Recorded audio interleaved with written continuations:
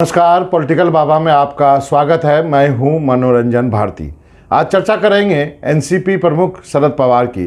शरद पवार ने अपने एक बुक रिलीज के दौरान कहा कि वो एनसीपी से अध्यक्ष का पद छोड़ना चाहते हैं और नई पीढ़ी को आगे लाना चाहते हैं। अब उनकी इस घोषणा के बाद एनसीपी में भूचाल आ गया, साथ ही भारतीय राजनीति में भी सभी लोग ये कयास लगाने लगे कि आखिर इसकी वजह क्या है। अभी ही क्यों शरद पवार ने ये घोषणा की कि अब वो एनसीपी के अध्यक्ष नहीं बने रहना चाहते हैं। आखिरकार उनका प्लान क्या है, क्या उन्होंने कुछ सोच रखा है? इसके लिए आपको थोड़ा सा पीछे जाना होगा। पीछे इसलिए जाना होगा कि कुछ दिनों पहले शरद पवार ने एनसीपी के ही एक फंक्शन में ये कहा था, मराठी में कहा था, जिसका हिंदी तर्जुमा ये होता है कि रोटी पलटने का टाइम आ गया है, यदि रोटी नहीं पलटेंगे तो जल जाएगी। मराठी में इसको भाकड़ी कहते हैं, तो उन्होंने उस संदर्भ में कहा था कि भाकड़ी पलटने का टाइम आ गया है।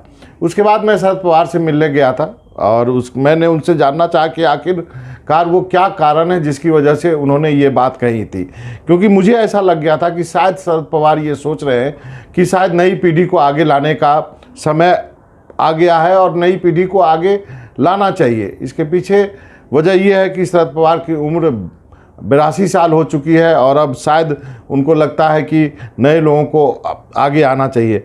लेकिन जब मैं ये पूछने गया था उनसे, तो उन्होंने कहा कि ये बातें उन्होंने एनसीपी के युवा मोर्चा के लिए कही थी और उनको लगता है कि एनसीपी के युवा मोर्चा में 40 साल से अधिक उम्र के लोग हैं, जबकि वहाँ पे 30 साल के आसपास के लोग होने चाहिए। तो उन्होंने कहा कि मैंने उस फंक्शन में ये बात कही थी और मेरा और कहने का मतलब नहीं है।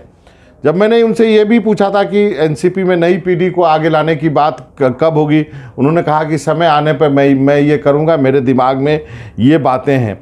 कुछ और बातें हुई थी, जैसे कि अघाड़ी यानी महाराष्ट्र विकास अघाड़ी जो है वो है या नहीं है, क्या अघाड़ी जिसमें कि शिवसेना, एनसीपी और कांग्रेस है, क्या वो इकट्ठे मिलकर चुनाव लड़ेंगी? तो उन्होंने कहा था कि हाँ, हम इकट्ठे मिलकर चुनाव लड़ेंगे और महाविकास अघाड़ी है महाराष्ट्र में और हम चाहते हैं कि हम इकट्ठे चुनाव लड़ेंगे। अब शरद पवार के इस घोषणा के बाद भूचाल आया एनसीपी में। सभी नेता जो है रोने लगे, पवार साहब को मनाने लगे। उन्होंने कहा कि नहीं, आप जब तक हैं तब तक आप ही बने रहेंगे और हम सब आपके नेतृत्व में ही काम करेंगे। लेकिन अब ये सवाल उठता है कि यदि शरद पवार ने ये सोच लिया है तो क्या होगा अगला कदम? क्या शरद पवार जो है अध्यक्ष बने रहेंगे और उसके अंदर कोई कार्यकारी अध्यक्ष होगा? यदि कोई कार्यकारी अध्यक्ष होगा तो क्या वो अजीत पवार होंगे? क्योंकि माना जाता है कि अजीत पवार जो हैं वो सक्सेसर हो सकते हैं। यदि अजीत पवार को उन्होंने अपना सक्सेसर बनाया तो फिर सुप्रिया सुले की क्या भूमिका होंगी? सुप्रिया सुले क्या करेंगी? क्या सुप्रिया सुले जो है राष्ट्रीय स्तर पर एनसीपी का चेहरा होंगी, जैसा कि लोग कह रहे हैं? क्या कुछ लोग ये भी कह रहे हैं कि क्या सुप्रिया सुले को एनसीपी का नेशनल प्रेसिडेंट बनाया जाएगा और राज्य की पार्टी जो है वो अजीत पवार के जिम्मे दी जाए? क्योंकि अजीत पवार के पास कहा जाता है कि विधायकों का समर्थन है। तो कुछ ऐसी चीज़ें हैं जिस पे कि स्थिति अभी साफ होनी है। शरद पवार ने ये निर्णय शायद इसलिए भी लिया है क्योंकि पिछले कई दिनों से, कई हफ्तों से ये खबरें बार बार आ रही थी कि अजीत पवार जो है वो बीजेपी के साथ जा सकते हैं। हालांकि खुद अजीत पवार ने इस खबर का खंडन किया, खुद पवार साहब ने इसका खंडन किया कि ऐसी कोई बात नहीं है, वो नहीं जाएंगे। जब मैं शरद पवार से मिला था तो मैंने उनसे पूछा था, क्या आपको लगता है कि एनसीपी का कोई धड़ा टूट के जो है वो एनडीए को समर्थन दे सकता है? क्योंकि ऐसा कहा जा रहा है कि सुप्रीम कोर्ट में जजमेंट आने वाला है जिसमें कि शायद शिवसेना के 16 विधायक जो हैं वो निष्कासित कर दिए जाए। तो ऐसे में क्या स्थिति बनेगी? पवार साहब का उसमें कहना था कि नहीं, उसके बाद भी बीजेपी और एकनाथ शिंदे गुट के नेताओं का बहुमत है, इसलिए हमारे दल के टूटने की कोई बात नहीं है। लेकिन चूंकि अजीत पवार एक बार जो है पहले जा चुके हैं बीजेपी के साथ, उप मुख्यमंत्री की शपथ ले चुके हैं, इसलिए जो है अजीत पवार के बारे में ऐसी बातें कही जाती हैं कि क्या वो गाहे बगाहे बीजेपी के साथ चले जाएंगे। हालांकि अजीत पवार ने कहा कि नहीं, वो मरते दम तक एनसीपी में रहेंगे और एनसीपी में ही रहेंगे। अब जो है इन सब चीज़ों को लेकर के अब जो पवार का नया बयान आया है उससे स्थिति थोड़ी सी उलझ सी गई है।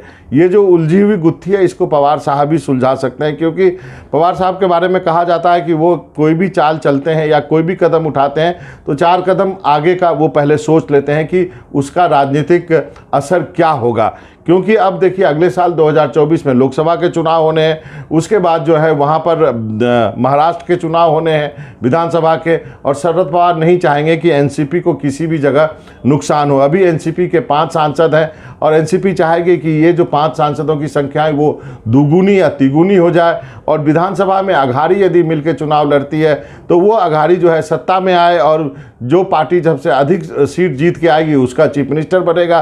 तो ऐसे में शरद पवार की कोशिश होगी कि एनसीपी ज़्यादा सीट जीत के आए और अजीत पवार सत्ता में बने रहें। क्योंकि अब तो इतना तय है कि शरद पवार ने अपनी राजनीतिक पारी वो खेल चुके हैं। 50 साल से ऊपर का उनका राजनीतिक जीवन रहा है। 4 बार महाराष्ट्र के मुख्यमंत्री रहे हैं, देश के रक्षा मंत्री रहे नरसिम्हा राव सरकार में, 2 बार जो है कृषि मंत्री रहे मनमोहन सिंह के सरकार में। करीब करीब आपको मैं बता दूं कि लोकसभा में कई सालों से है, आजकल पिछले टर्म से 2014 से वो राज्यसभा में है, 2020 में उनका फिर से रीनॉमिनेशन हुआ है, यानी 2026 तक वो राज्यसभा के सदस्य रहेंगे। तो काफ़ी उतार चढ़ाव उन्होंने अपने पॉलिटिकल कैरियर में देखा है। लेकिन जो एनसीपी में उनके होते वो चाहते हैं कि जो उत्तराधिकारी की डिबेट है, जो कि गाहे बगाहे अजीत पवार और सुप्रिया सुले के बीच में आके रुक जाती है, उसका जो है निपटारा वो करके जाएं। क्योंकि यदि आप महाराष्ट्र की राजनीति की बात करेंगे तो आप देखेंगे कि वहाँ पे हर हमेशा चाचा भतीजा के बीच में जो है राजनीति उलझती रही है। शिवसेना की बात करें तो बाला साहब ठाकरे के रहते उद्धव ठाकरे और राज ठाकरे भी भतीजे थे, उनके बीच सत्ता संघर्ष चला। राज ठाकरे को दरकिनार किया गया और बाला साहब ठाकरे ने उद्धव ठाकरे को कमान सौंपी। गोपीनाथ मुंडे के परिवार में भी ऐसे हुआ। गोपीनाथ मुंडे के परिवार में पंकजा मुंडे को गोपीनाथ मुंडे की विरासत मिली, वो बीजेपी में, जबकि गोपीनाथ मुंडे के भतीजे धनंजय मुंडे बीजेपी छोड़ के एनसीपी में चले गए और आजकल अजीत पवार के बहुत करीबी है। उसी तरह शरद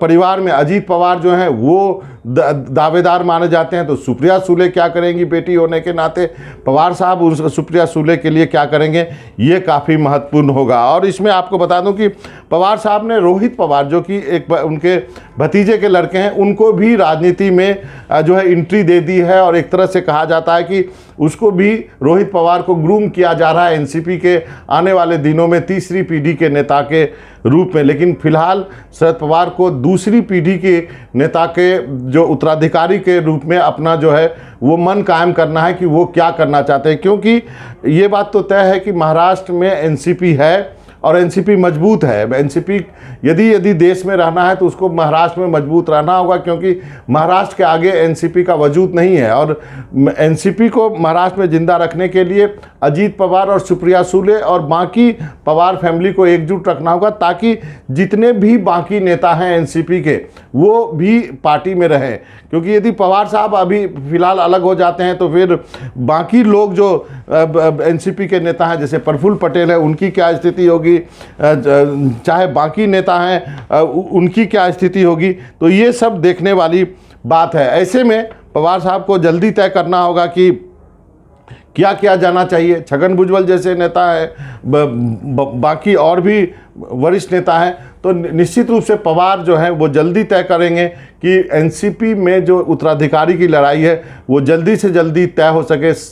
तब पवार के पास भी वक्त रहेगा कि राष्ट्रीय राजनीति में जो वो एकजुट विपक्ष को एकजुट करने की मुहिम में जुटे हुए हैं वो उसमें ज़्यादा समय दे सकें। लेकिन बात जो है यहाँ परिवार की है, और जब परिवार की बात आती है तो थोड़ा तो वक्त लगता है, और एक तरह से ये राजनीतिक उत्तराधिकारी की भी बात है। तो देखते हैं पवार साहब का अगला कदम क्या होता है। पॉलिटिकल बाबा में आज इतना ही। मनोरंजन भारती को इजाज़त दीजिए। नमस्कार।